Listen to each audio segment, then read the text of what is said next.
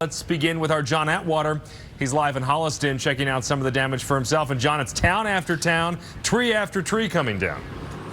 A lot of trees down in this area, Ben, and this one on Winthrop Street here in Holliston, this was a close call just behind us here. You see this car, the windshield wipers still on. There was a woman in that car. Now, that's where the car ended up, but that woman, she was driving down this road, according to neighbors.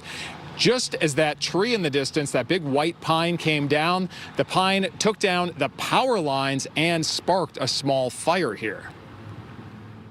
Probably missed the back of her car by 2 or 3 feet. It can't have been more because when she hit the brakes, she was right where all those branches were. So the live wire was literally right behind her car.